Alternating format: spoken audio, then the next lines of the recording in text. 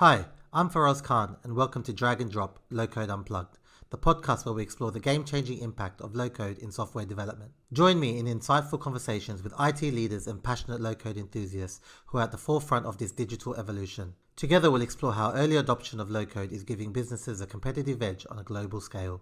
We'll discuss its impact on software development, dissect its role in transforming businesses, and uncover the ways in which it's reshaping career trajectories. So whether you're a seasoned IT professional or a curious enthusiast, be sure to tune in as we share success stories and unravel the mysteries of low code. Subscribe now and stay tuned for a front row seat to the revolution that's shaping the future of technology. So let's go.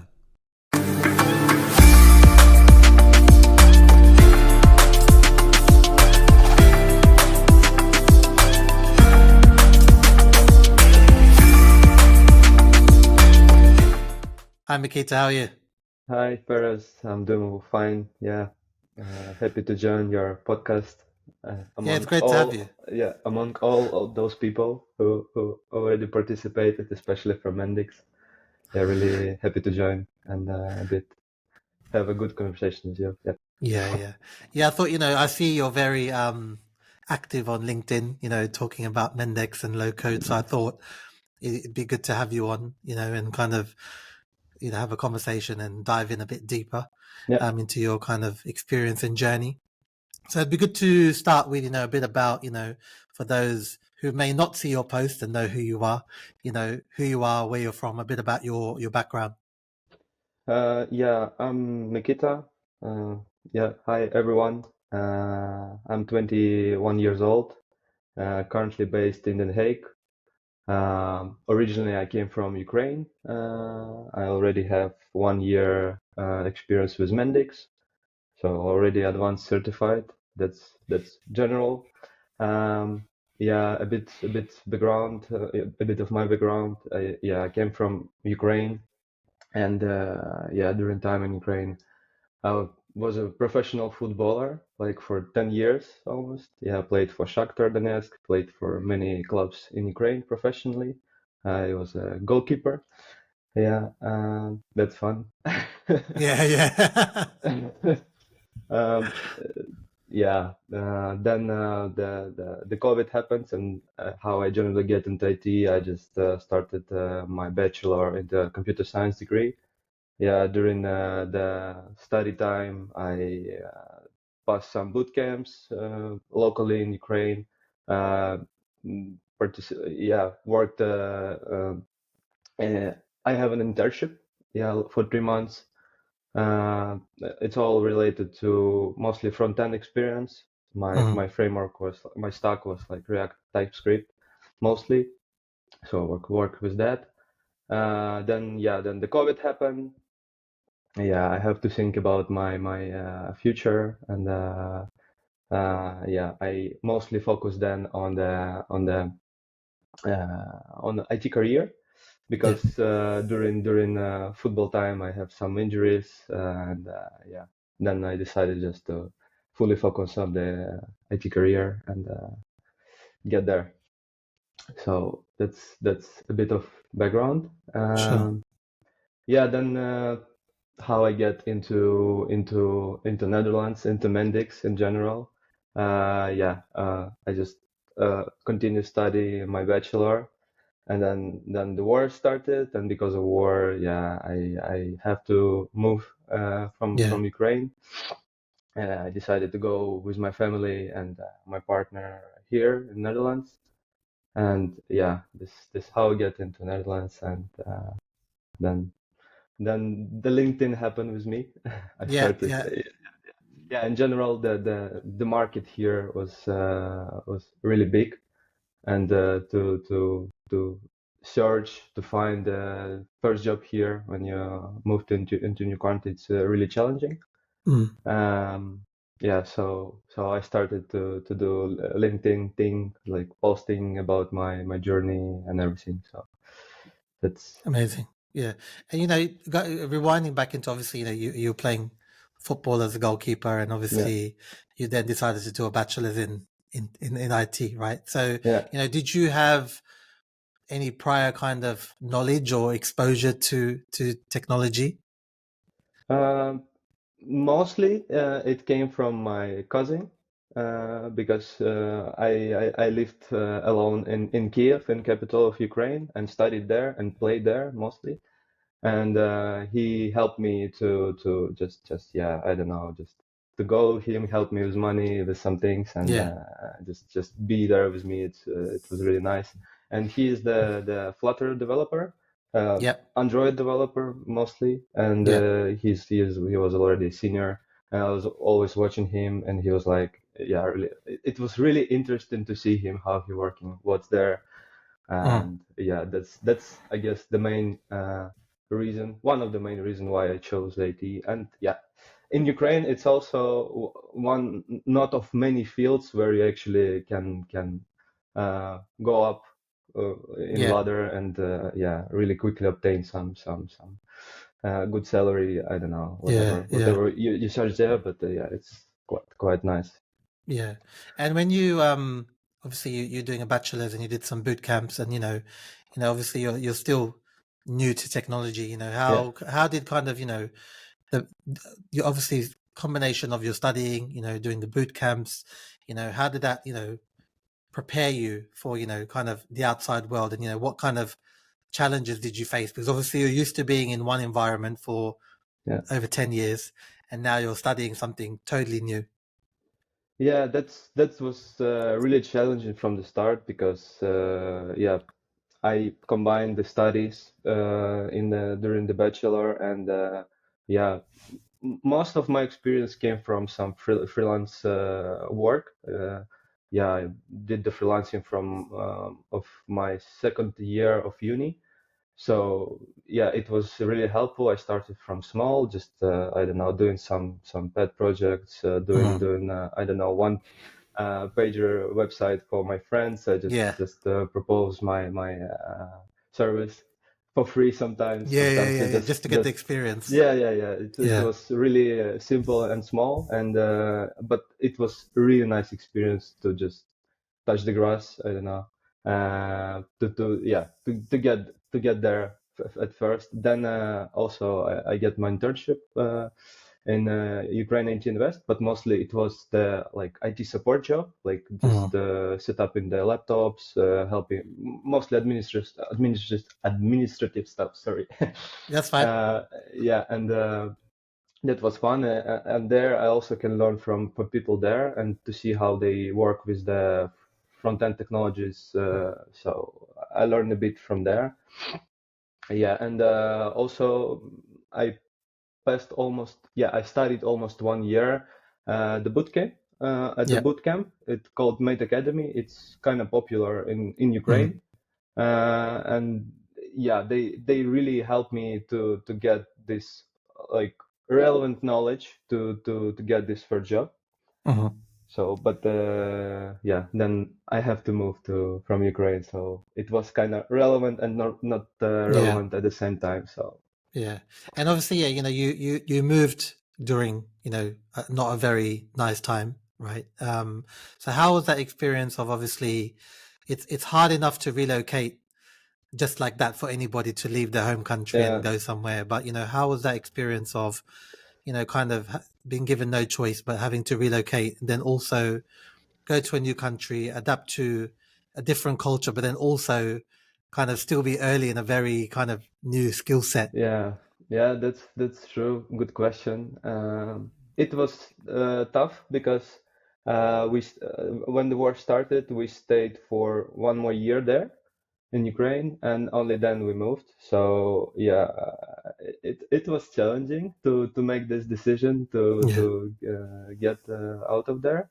Um, yeah, mm, I can say that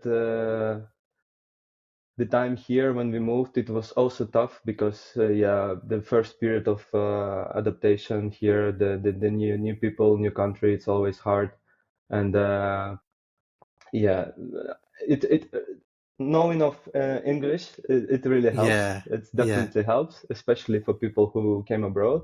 Netherlands is a really good country if you compare with other countries in Europe, even with Germany or Yeah. I don't know, some other countries where Yeah. there's not that much of English. Yeah. So Yeah.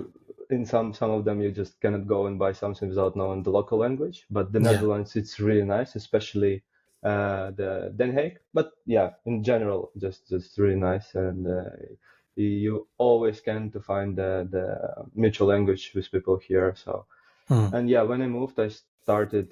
I already had the LinkedIn page, Yeah. but it was not relevant to this market and to this time already because it changed after COVID. And yeah, this was also interesting time because I have to delete my previous page and start a new one.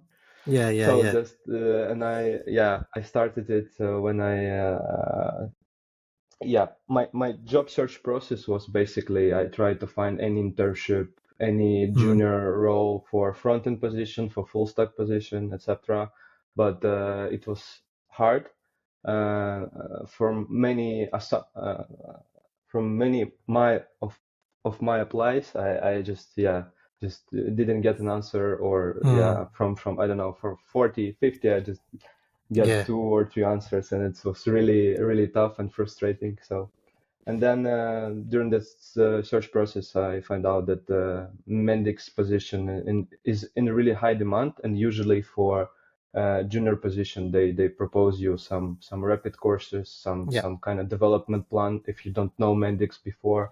So it was really nice that I found the startup company.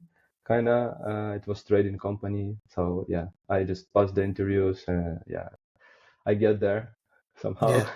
I And was and so and happy. Yeah. yeah, yeah, I could imagine because obviously I think, especially with what we do as a recruitment company, we find people with your situation of switching careers, from something totally different to tech, go through this similar process of applying, hundreds of applications, right? And it's it's a very long process to get that first job, right?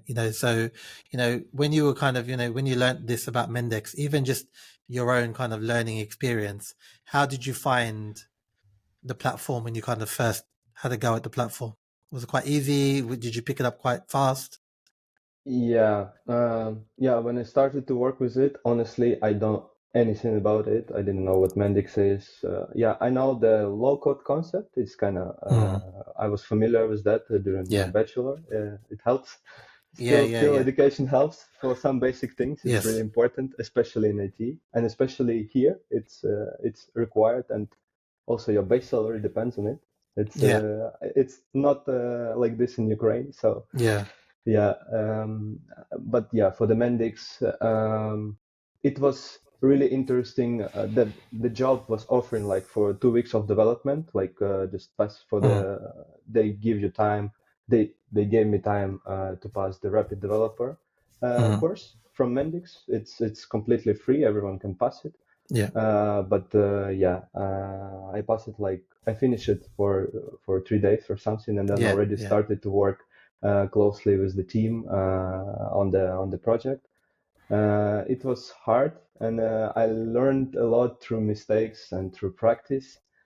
Um, and I guess it's nice when you have that kind of opportunity to work on the project that are startup and Mm. you're doing all from scratch. That's also really nice because you're really learning a lot during this process, how the basic modules works, how the microflow works, and etc. How the just platform works, and it's really nice if you have this opportunity. If you don't have, yeah, that's also okay. I know many people like who studied learning passes, Mm. some courses, like Low Code Academy, really popular one. So and then only after finishing or obtaining advanced certification they go for yeah to search a job. Yeah. So yeah, it was challenging but really Yeah. nice and interesting. So I yeah. Yeah. Yeah. And now that you're obviously working, and something, a lot of people face is, imposter syndrome. Like, for example, like, you've come in, you're working in a technical role, and then obviously you're working alongside people who've been doing this for years, right? Yeah. And that can cause things like, let's say you're in a meeting, and you have an idea, but you might not say it because you think these guys have 5, 6 years, 10 years. I'm going to hold back. How did you you know, how did you deal with that, and what advice would you give to others who in the future will or have gone through kind of a similar experience to you? Yeah, as from my experience, especially at my first job, it was really, really quite a time because, yeah, I mean, I worked together closely with my senior, like literally sitting near her and just Mendix all whole day. It Yeah, was really nice. But then, even though after I came to home and I sit like 4 hours just to realize what I'm doing, well, how it's working, or if I stuck somewhere during the job day. So I just come home and just spend time. It's non-paid, so yeah, yeah, yeah, yeah, still. But I was really curious and interested in the platform and how it works. Yeah, so the advice that I can give, just yeah, maybe if you're stuck on something, maybe go and ask, but before you go and ask, you definitely should go to the documentation, maybe to Mendix also offers really nice community forums where you can search for your answers. Just Google it. yeah, It should help. But if not, you definitely will have some more knowledgeable people in your team that you can go and ask something. It's just please don't be afraid of it. yeah, It yeah. really sometimes saves time. So. Yeah, yeah. And I find, a lot of people I speak to, and you just touched on it. You're kind of next to your manager all day, right? And then doing your own. Did you find, that as much as you can do on your own, did you find that experience with someone helping you and guiding you, really beneficial to kind of your development? I think it's really important, but as long it's not about yeah, it's always about the delivering results at your Yeah, work. But as long you um, learning from your manager, I don't yeah, know, senior developer or with people in team yeah, whom you work. But it's also important that they also like spend time on you properly and really explain you thing, and when you're stuck they give you the opportunity to solve your mistakes work or it out. Yeah, yeah, point it out and then explain how you can make it better or just do it another way. What also helps, yeah, it's also related to imposter syndrome. I yeah, really can relate to it. It's yeah, that's when you're doing something and you just don't know if it's right or not. yeah, Sometimes it's really good idea just to go and maybe tell your way of doing or how you want to do it and ask yeah, your teammate or senior, is it good way to do it or is it right way to go? And maybe it's also really good to have those conversations to yeah, to help you during the yeah, development, especially on the early stages of your career. yeah. Yeah. Yeah, and now you've been working with Mendix for a while. You're advanced developer. What would be your kind of what would be kind of within the platform? What features do you kind of enjoy working with the most, and how do they help you with your kind of day to day? Uh, yeah, for the Mendix platform, it's really nice because yeah, it has really good basic components yeah, maybe point out it's the reusability of platform that you can create many modules and reuse your logic, your microflows, subflows, etc. Put the custom styles. I really like working with the CSS because I have experience with that before in my journey. Yeah, So I really like that Mendix also offers this in their IDE. So yeah, I really like it and enjoy it. I also like the simplicity of it. It's not that hard to get there, just to get familiar with the platform, with the whole ecosystem also. So yeah, yeah, the most I like that you can reuse many things and yeah, simplicity of it. So you can go yeah. for it and make it. yeah. And because there's people who come from different backgrounds, and their first job might be Mendix straight away, right? So you had a bit in the middle where you already kind of exposed through studying and doing some front end Yeah. development. Do you feel that experience, learning Mendix was much easier because you had that basic understanding already, or do you think you would have been able to leave football and just become a Mendix developer and be at the same level of understanding you are today? Yeah, I can divide into two sections Yeah, because sure. football really helped me with the social skills, as they called, like soft skills, as they Yeah, called also. Because during my football time, I learned how to work in team, work with team, how to win with team, how to lose with yeah, team, yeah, yeah, yeah, how to spend time with your teammates, yeah, how to approach people.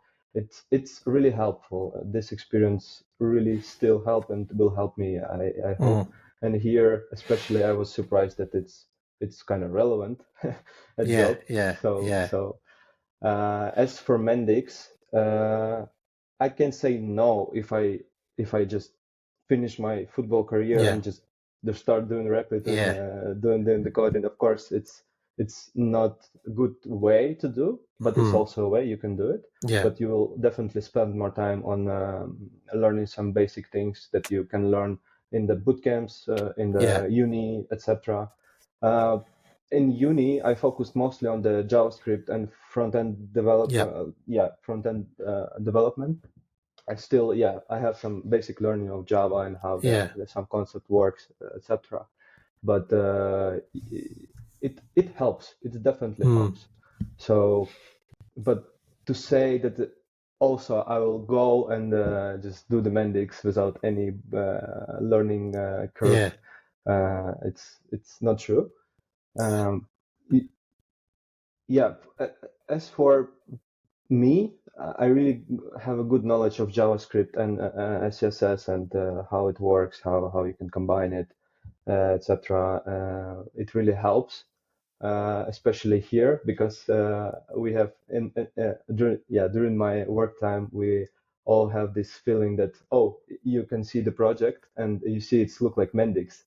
yeah, Many people who work with Mendix can relate to it, and yeah, it's a bit kind of because many people come into Mendix from high code, and usually it's backend developers, yeah, and usually yeah, styling is not that yeah, uh, yeah, yeah, yeah, fancy, I'd say. yeah, Good, but yeah, it's really good to see that many people now and during like last 2 3 years also from coming from like UI UX designers, front enders, full stack developers. Yeah, it's really needed.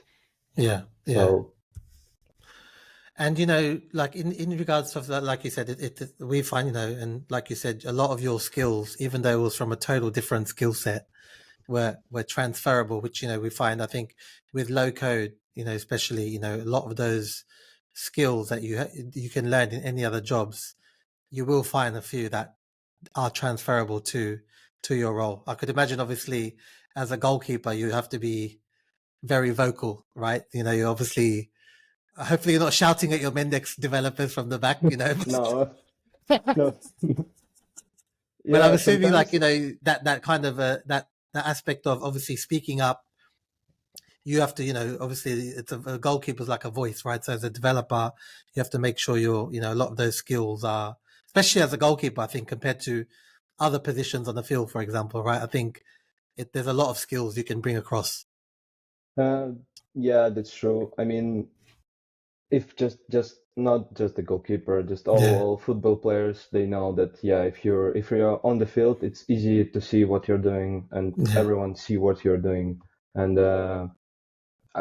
many things in the development itself, in just in IT for me, I, al- I usually relate or compare with my football experience, mm, and sometimes especially and like social interaction with people, and maybe some obstacles when you have some discussion with your teammates. mm, Uh, I, I usually already has that experience before, so. I just have to apply it now to more to software development, and it's way easier than you just, I guess, don't have it.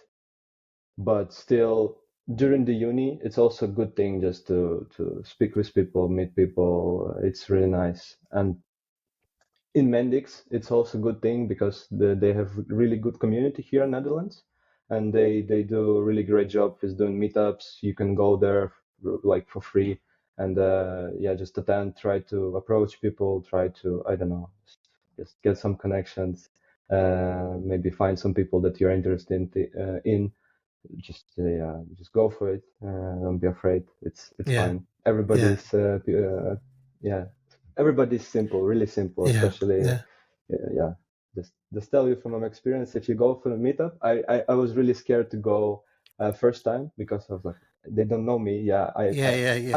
I'm Who quite am I going to talk popular. to? Yeah. Yeah. I don't have any friends, but then Yeah. you just find someone, just start talking, and then Yeah.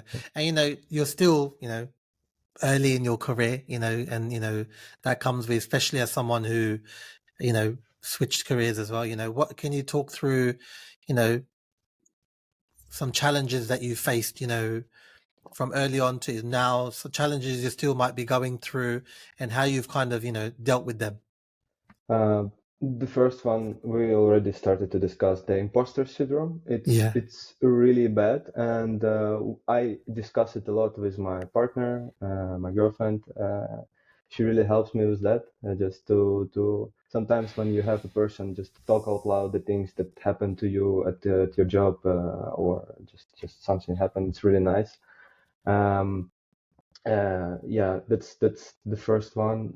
The second one is just I really uh, a lot have a lot of over working, and it's not Yeah. good. But for now, I still have this capacity and time, but I know this is not good. And in Ukraine, I used to work like all the time, even after the job hours. I still just working, and it's okay. It's, I guess, more cultural thing. Yeah. And here in Netherlands, I usually see that people, at 5 or 6 o'clock p.m. They just close the laptop and go home and just chill. And for, like my first job, I really cannot do it. I just Yeah. constantly took my laptop to home and just work, just learn. And it really helps, but it's not good in the long run. So this is second. Yeah. And third one, I guess for me personally, it was at the start when I started working. It was practicing a lot of English because I came from an environment where I know English, but I didn't Mm. spoke a lot, and it really helped at my first job to because it's really a lot of people from many places from the world was there. It was trading company. Yeah. And it was really nice to practice there with people, to speak with people, to get more common Yeah. with speaking part in English. Yeah. That's the third part. Yeah. How's your Dutch? Are you learning Dutch? Uh, in plan, still in plan, but it's really tough. Yeah. I can perceive some because of work. Many of my colleagues speak Dutch. Yeah. And sometimes I can understand from the context what they're talking about, but no, I only can say thank you, goodbye, and Yeah. some basic words. That's a start. But Yeah, that's good. but for start, that's nice. And Yeah. sometimes I really have a trouble with Dutch names. Sorry, Yeah. people, if I cannot pronounce it properly, especially on meetups, it's really tough. Yeah. Yeah. But but in plans, to learn in plans to stay here in Netherlands, obtain residency.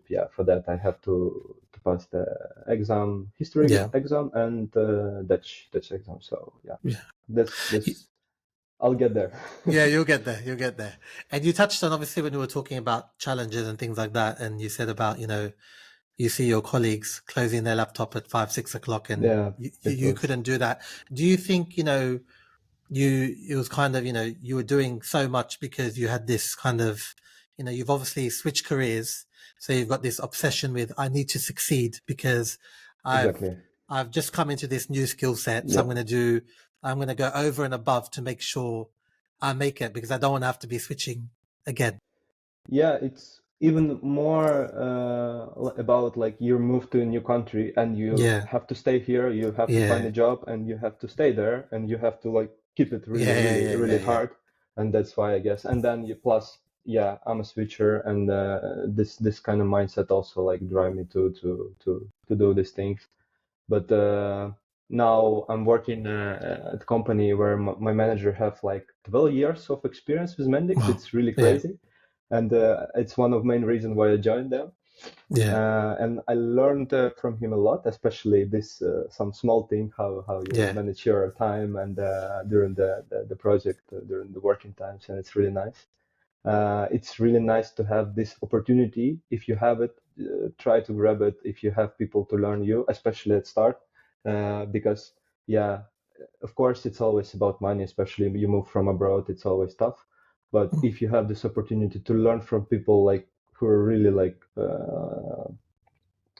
have a lot of experience with the Mendix, yeah, with Yeah. Mendix or with the platform itself, uh, yeah, just try to go for it and or other way, if you don't have it at job, this kind of people, you can go for the meetups and Yeah. meet them there and try to find common ground with them. I know it's hard, but yeah.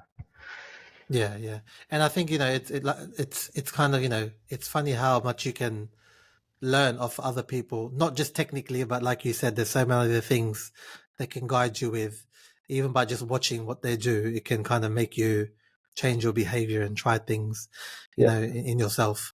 Yeah, also I can add for LinkedIn part of my life. It's yeah, it seems to be easy thing, but when you combine all the, I only entered my master's now. It's also Mm. remote, part-time in Ukraine. I'm working now, and then yeah, you have LinkedIn part, just connecting people, trying to post.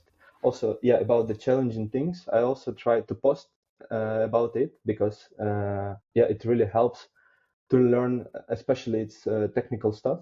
Mm. It really helps to learn and to memorize it better or reflect it better when you write post about it. It really helps. I started, the idea was just I just will write it for myself at first and just to be there and just to better understanding of the topic. But then it just yeah grew off somewhere that you Yeah. didn't expect and every yeah everyone my popular post was like about how I failed the advanced certificate examination Okay. at Mendix, and now people are like, oh, you're the guy who failed the exam and you posted about it.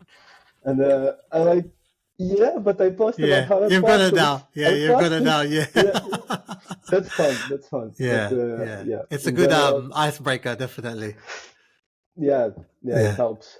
Yeah. But for challenges, yeah, it's also really nice way to reflect on things, to learn more about those things during your job time, Mm. whatever.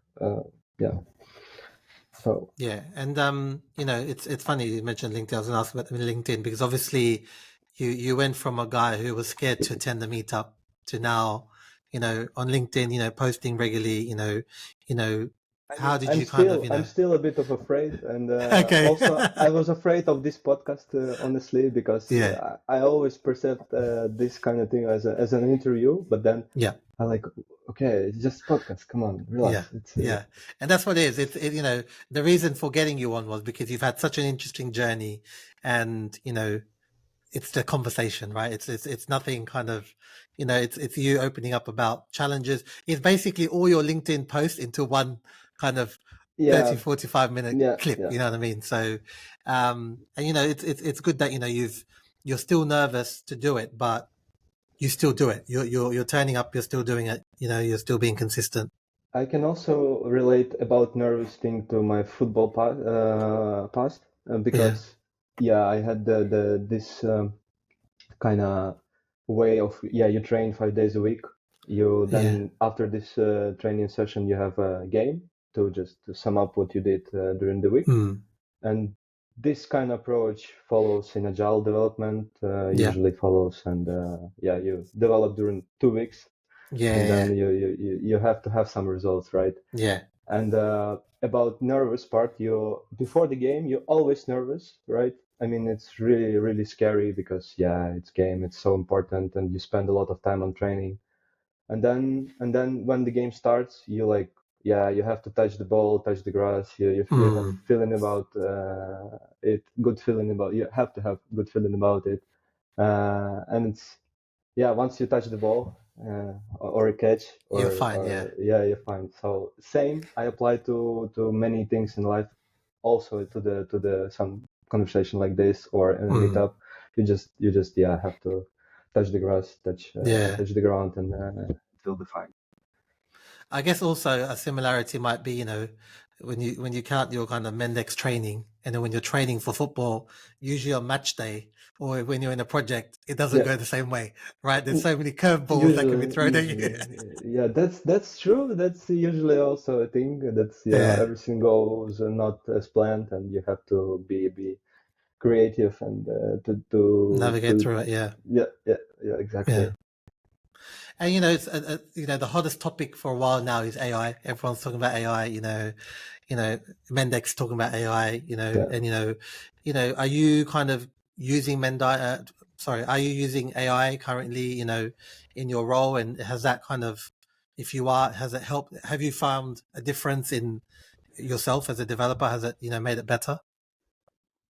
Yeah, I definitely use it because I think that there's a thought about it, like that we will be replaced, the developers will be replaced Yeah, by AI in some future, but I think it's not, because what can be and what I think it will actually be, this is when the person who used, like for example ChatGPT, yeah, and has common knowledge about it, how it works, what it is, and have basic understanding how to prompt properly, will actually replace the person who will not use it, because that person who used it really became really more efficient in the day-to-day tasks. As for example, for Mendix also, it really helps sometimes to do a lot of manual stuff, like I don't know, conversion flows for some kind of migration data, and sometimes it can be really big custom parts of code injected into microflows. And if you prompt it properly, your ChatGPT, it really can save you time. You just have to check then if it's correct, and then just copy paste, and it's really helpful. Um, it's really for me, it's also a really great way to automate your day-to-day tasks, like also LinkedIn.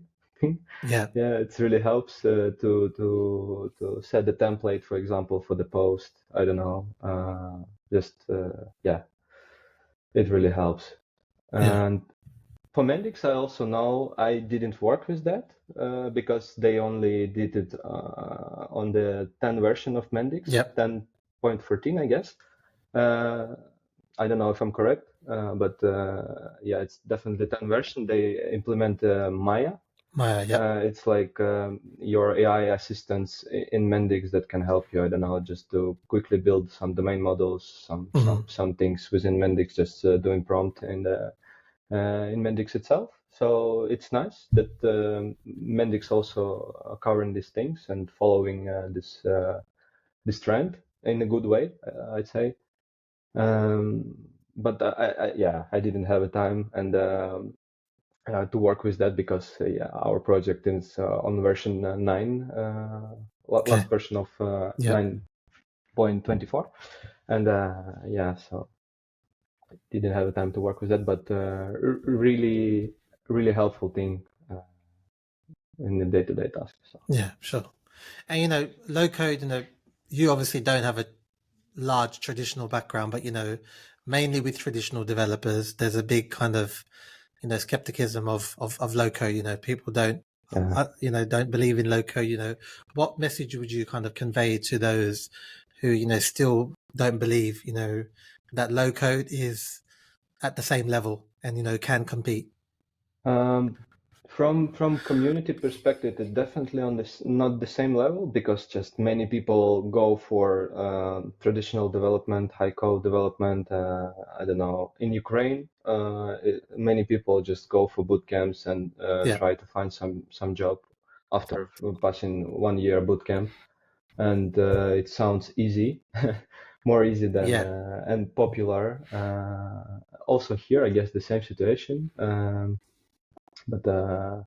Yeah, mm, good question. I have a brother, also I mentioned him. He is traditional developer. He's Okay. really skeptical about everything, Yeah. like especially something that go out of the box of his scope, like oh, it's low code. He called low code sandwich because it's kind of like made solution for you that you just Yeah. use and apply. But yeah, even and he think it's really easy to do and use, and many people do, I guess, but it's not. You still have this common knowledge Yeah. of how to use it, how to properly apply it, and I guess main reason, just for people who in high code, there it's sometimes their ego. This, yeah, they just bothering by this low code thing, and they like, it's low code. I don't want to go there. Yeah. I like to do some traditional development. But as for businesses and for the companies, especially here for manufacturers in Netherlands and also abroad, it's really nice thing because it save you a lot of money. You can see and show the demo of the application and create it in hours, not just Yeah. in I don't know, in weeks Yeah. or months to do. And I remember your podcast with Mitchell, and he gave really Yes. good example that one thing can be basic application can be implemented and shown as demo like for I don't know for 1 week or less within Mendix, but in high code it will take months. I don't know, Yeah. and so more resources to maintain it then, and developers and team. So with Mendix, you can have this same project with 2, 3 people maintaining it or developing new feature rather than having like really big consultancy firm or in-house team of high code Yeah. developers. So it's really nice, and I like it a lot. Yeah. Yeah. And for you personally, still early in your career, kind of what aspirations do you have for yourself looking forward that, you'd like to achieve over the next few years? Uh, yeah, I still want to go with Mendix and to be a better developer within Mendix. Yeah, I just maybe now with my LinkedIn post and everything, maybe help people, aspire people to walk my kind of path or to Yeah. help walk my walk that Yeah. path that I walked. So yeah, and just to be better version of myself in development Yeah. way, and just yeah, I guess Amazing. this is it. Yeah. And, just a final question about, others who may be in a similar position to where you were in the past, Yeah. who, kind of maybe are in doubt to switch a career or have already switched, and kind of struggling. What would be your advice to those people? Yeah, I mean, my advice, yeah, I I don't feel like I can give this advice because yeah, I still only have 1 year with Mendix. Yeah. Yeah, I have kind of successful path as people think to of switching into from like professional footballer to IT. Mm.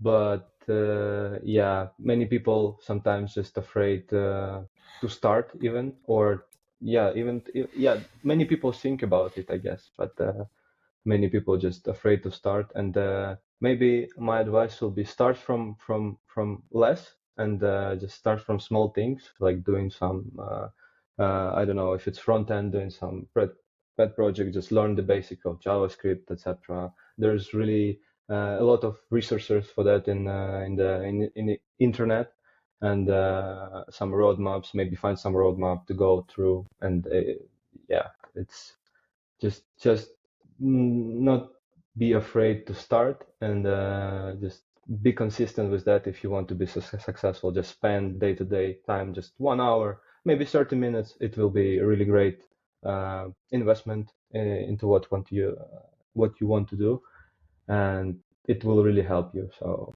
yeah. Yeah.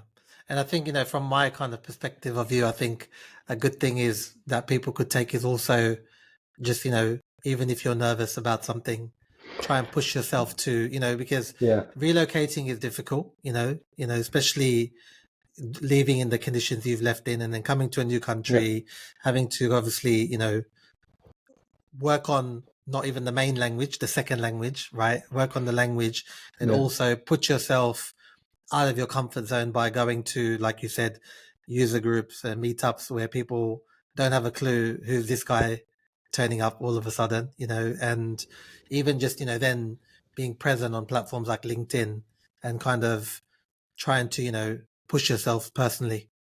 Yeah, also maybe I can add to those advices. Yeah, it's really important now in this market to have your personal brand.